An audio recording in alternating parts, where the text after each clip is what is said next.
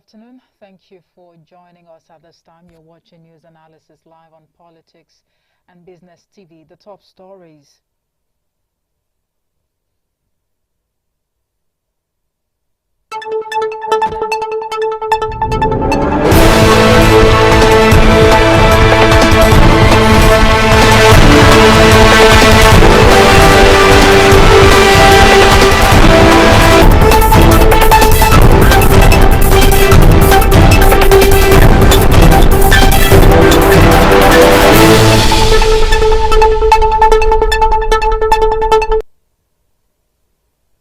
Thank you for joining us at this time. You're watching News Analysis live on Politics and Business TV. The top stories: President Bola Tinubu and state governors to establish state police in the country. Sultan of Sokoto, Saad Muhammad Abubakar III, says Nigeria is sitting on a keg of gunpowder. Minister of Power Adebayo Adelabu says Nigeria must move towards a cost-reflective tariff model. Details of this and more after this break. Do join us again.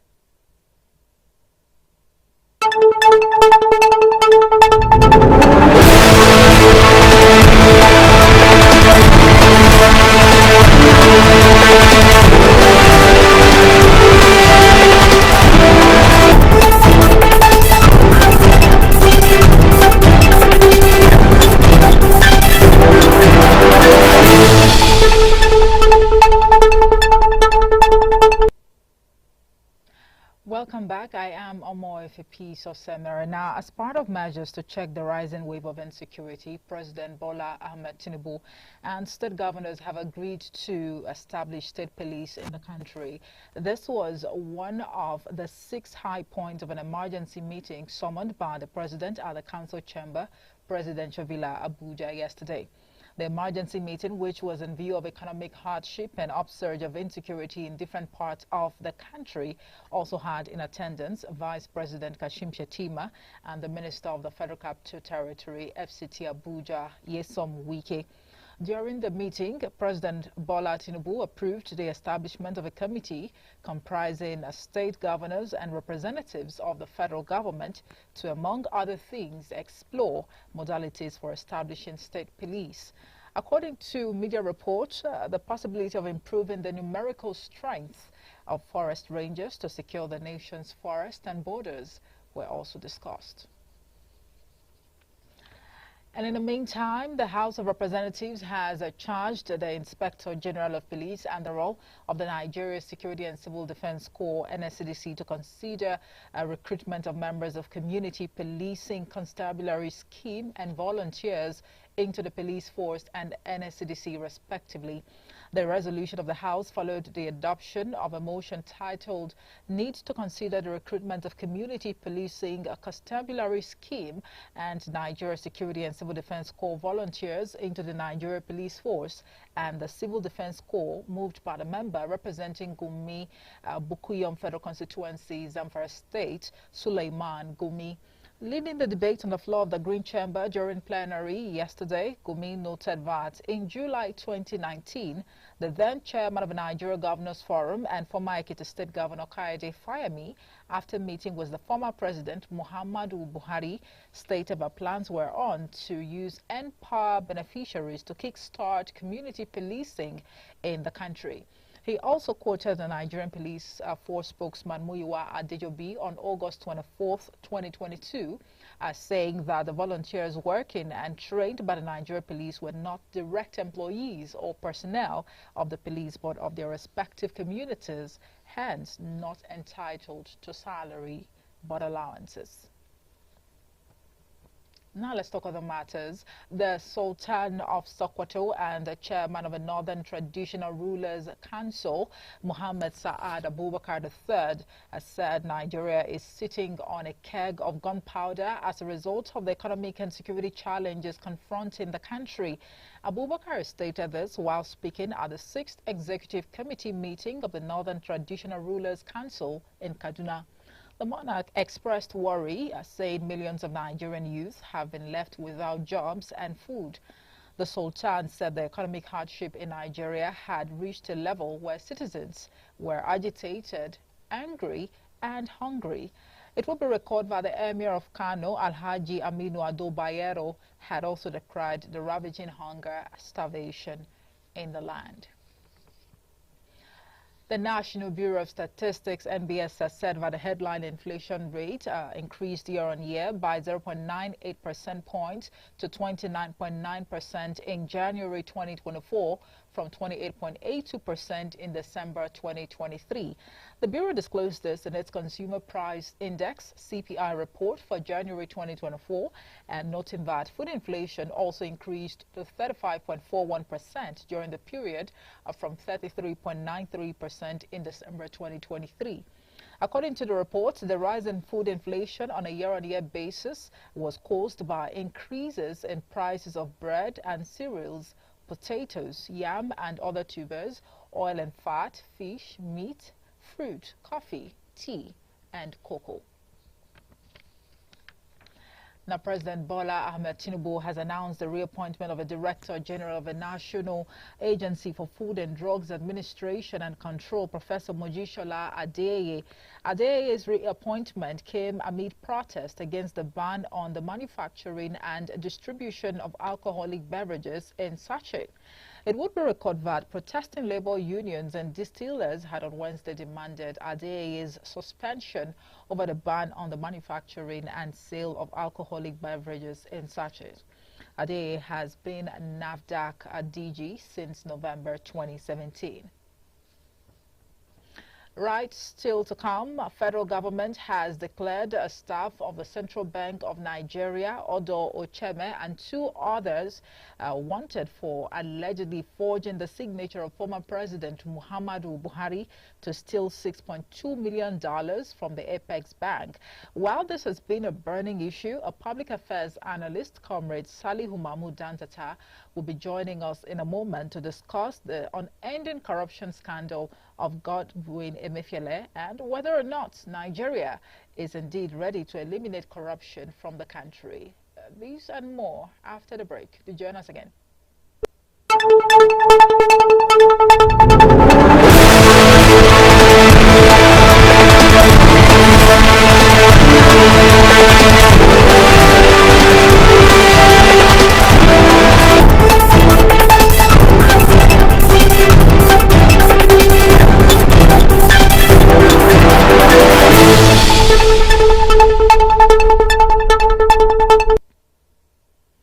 Welcome back from that break. You're watching News Analysis live on Politics and Business TV. Now, the federal government has declared that the indebtedness of Nigeria's power sector to electricity generating companies and gas producers has risen to about 3.3 trillion naira. It also revealed that subsidy on electricity for 2024 would go up about 3 trillion naira, whereas only 450 billion naira was budgeted for this purpose in this year's budget, adding that it was now very difficult to sustain power subsidy. Minister of Power Adebayo Adelabu has said Nigeria must begin to move towards a cost-effective tariff model, as he revealed that the country was currently indebted to the tune of 1.3 trillion naira to electricity generating companies was $1.3 billion. The minister, who spoke at a press conference in Abuja, which also had the heads of all agencies under the Federal Ministry of however, insisted that he would not resign his position as power minister following calls for his resignation by some persons. Although he stated that the ministries of power, finance and petroleum were making an effort to tackle the crisis in the sector, Adelabu revealed that the electricity subsidy for January 2024 had not been paid yet by the federal government.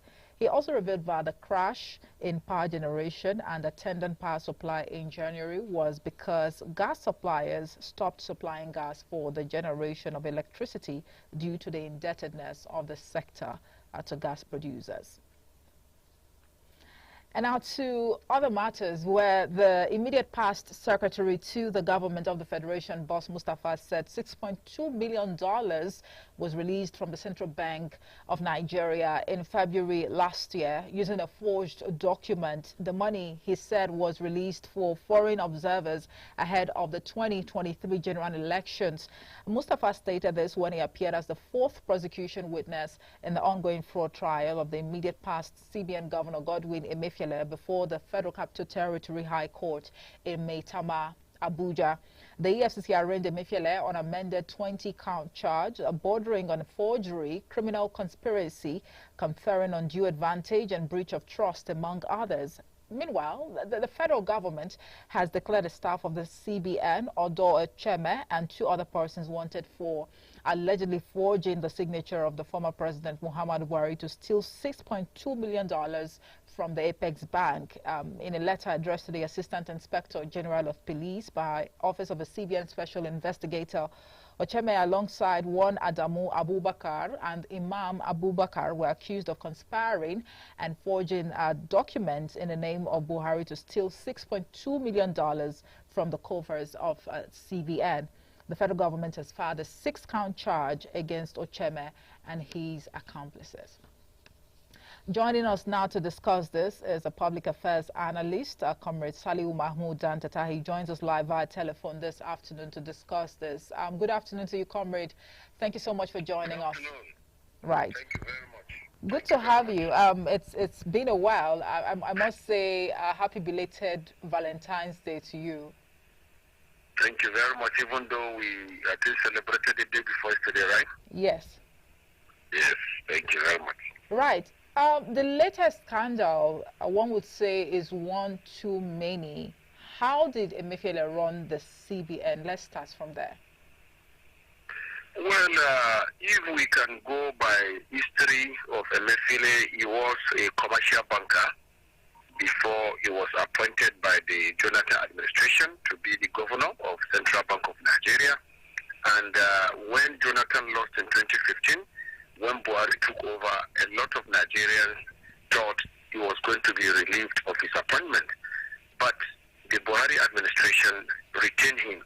But the reasons for retaining him were not far-fetched, because from hearsay and gossips, it was insinuated at that time that there is a top presidency official who is a personal assistant to the president, even though it remains an allegation that facilitated his retention as CBN governor. And most of the scrutiny and the supervision he ought to have been supervised were not carried out, because it was alleged that he was settling some powers that be at Asurok then.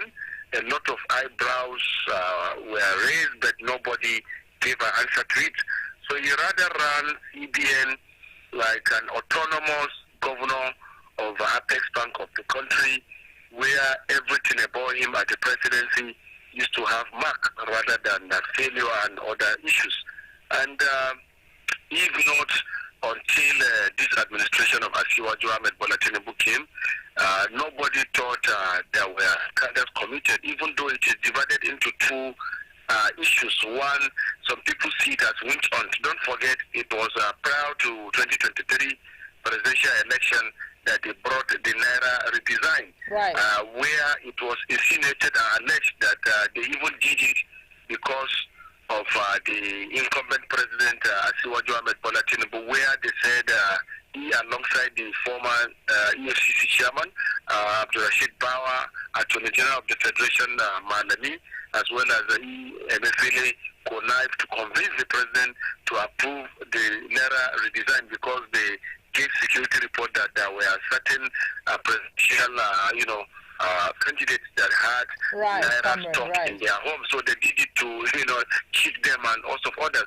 And for that singular reason, when the president was sworn in, the first person he started with was Godwin Emefiele. They arrested him, the Department of State arrested him, kept him in captivity before they now arraigned him before court and order. If not, he was even in prison before one of the courts ordered for his release. So far, so good. This was what Emefiele was during the Buhari administration. Right. So much to talk about with a lot to take in. I mean, at the mention of the former CBN governor, Godwin Emefiele, somehow the one thing that comes to mind amongst, truckload of issues is the fact that he subjected a number of Nigerians to, some level of hardship by way of redesigning the currency prior to the last general election.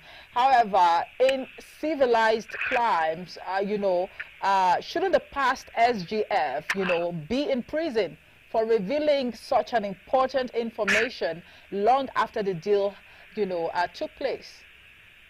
No, you see, there is no anything that will make them to imprison former secretary to government of the Federation, Boss Mustafa. Don't forget, he's a legal luminary, a trained lawyer, somebody who has practiced, and he has held exalted positions. He has been member of committees before his appointment as SGF by Muhammad Buhari.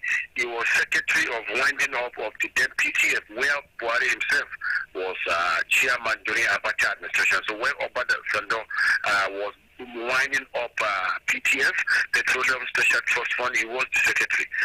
So for that kind of a person that held sensitive committee secretary, is not an easy thing. So the issues it was committee that invited him. Don't forget there is a Jim Obaze committee in place that was inaugurated by Asiwaju Ahmed Bola Tinubu Jagaban Borgu. So it was invited by Jim Obaze committee to come and testify. And this testimony was at the committee. Itato, he was even maligned that he connived to embezzle part of the money, where he came out to grant interview to some tabloids and radio and TV stations to say, no, I have, and when he went before the committee, that is what is expected. So he alleged that they forged the signature of Mr. President. Some CBN officials alongside some other people, they forged the signature to get approval of even 6.2 billion naira for payment for foreign observers. Anywhere in any part of the world, whether fourth country or first world country, there is nowhere they pay foreign observers, because foreign observers are volunteers from across the country.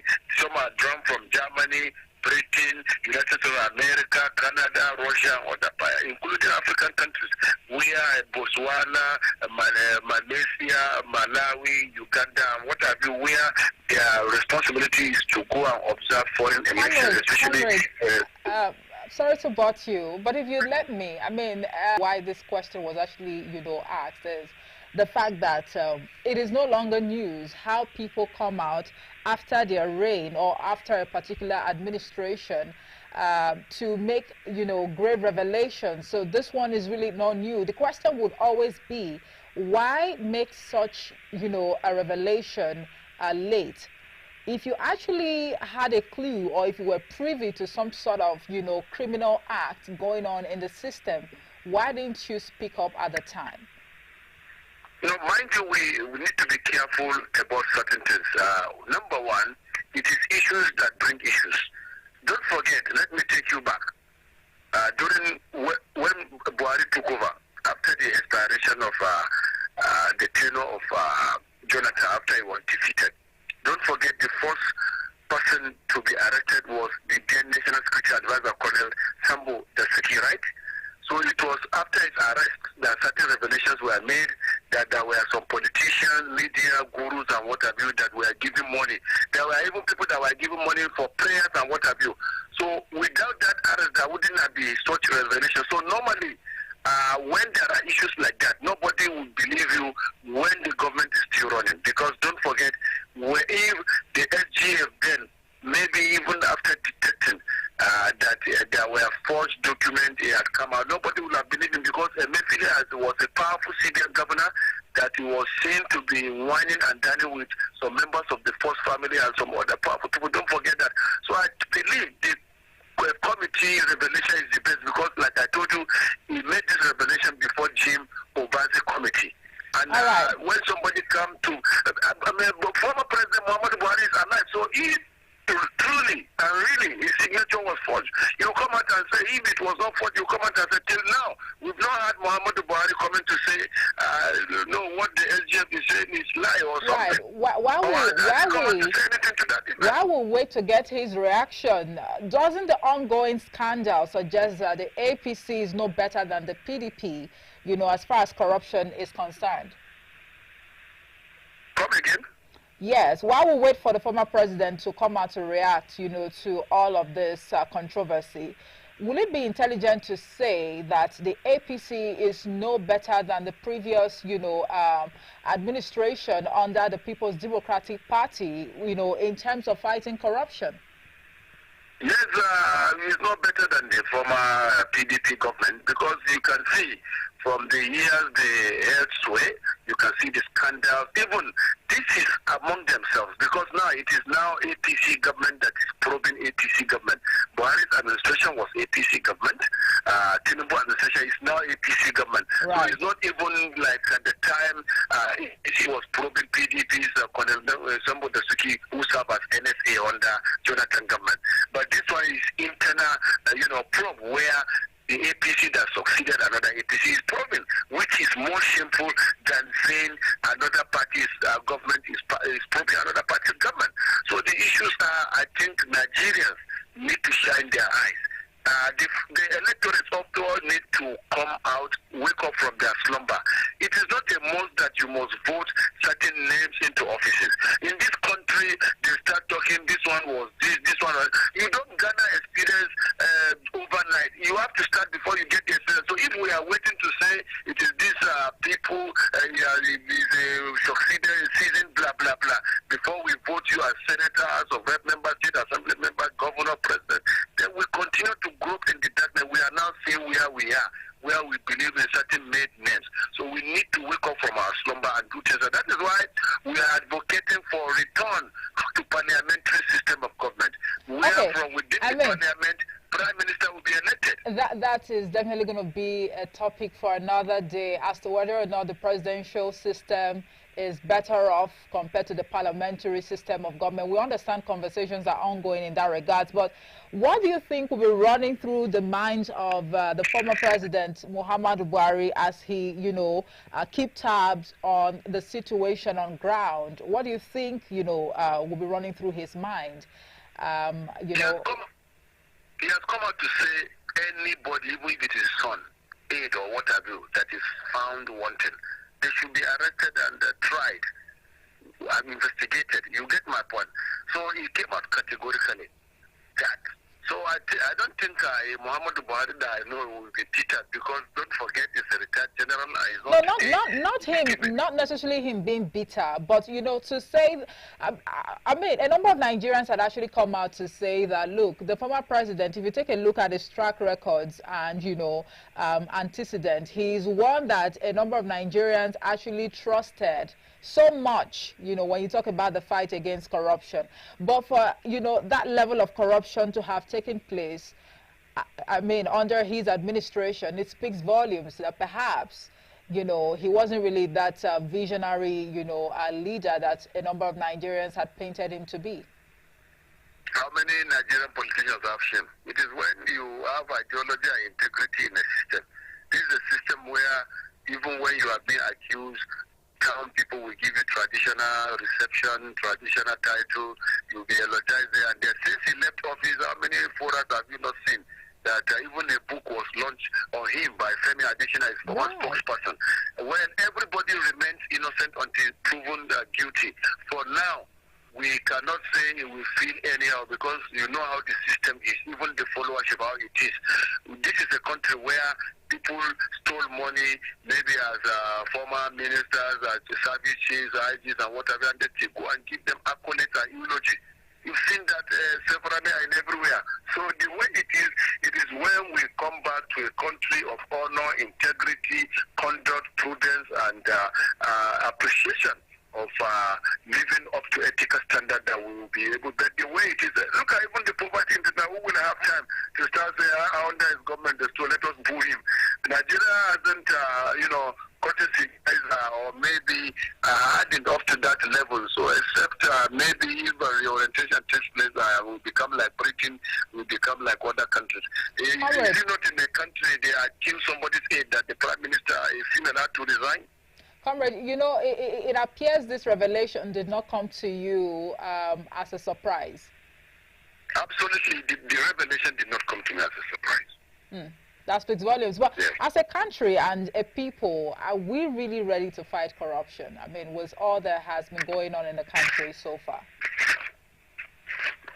You see, you can fight corruption successfully if there is social security, if poverty is reduced in the land, there is no illiteracy, there is no bigotry, there is no tribalism. In this country, even as corruption is being fought, there are some people that the moment you touch them, they are people, their own people, their supporters will come out and start defending. For you to fight corruption, there are certain things you have to put in place. Number one, let me tell you, if in the society, we know that when you hold public office and you retire, the society energizes you. When you live up to expectation, when you build more than your salary, people question the source of your wealth. When you drive a car that is above your salary, they go. But in this country, it is difficult because even the poverty and illiteracy are much, because there are illiterate people in the society to some percentage. Poverty is also high. So people are even thinking of what to put in that. Nobody is after how you make your money. In fact, people no longer care about how you get your money in Nigeria. What they now care about is, what am I going to get? Or who am I going to associate with? So the more they even look at the former, Accountant General of the Federation, till now, tell me, has he gone to jail? No. So these are questions we need to be asking ourselves. So if you want to successfully fight corruption, then you have to fight poverty, you have to fight illiteracy, and you have to put social security in place and some other fundamental things. But as it is now, Nigeria, for now, I can tell you vividly, we cannot successfully fight corruption because we are not ready to fight it, except we do our best to ensure that we put certain things in place, just the way I mentioned to you. But outside that, it is going to be a very, very difficult thing to do, to say that we are fighting corruption. Yes. Comrade, thank you so much. I mean, a great submission right there. Indeed, there are a lot of things that the government must actually put in place if it really wants to fight corruption. Thank you so much for talking to us. Thank you. All right, Comrade Saliu Mahmoud Dantata is a public affairs analyst, and together we've been discussing, the unending corruption scandal of Godwin Emefiele. So much to talk about, really, with a lot to take in. We definitely would keep our fingers crossed and also keep tabs on events as they unfold as far as this whole corruption, issue is concerned. But again, it's not it's not enough, rather, for the government to, introduce policies, to fight corruption, like the whistleblower policy, for example. But again, the willingness, the political will, to address these issues, the moment someone blows the whistle, it is very, very important.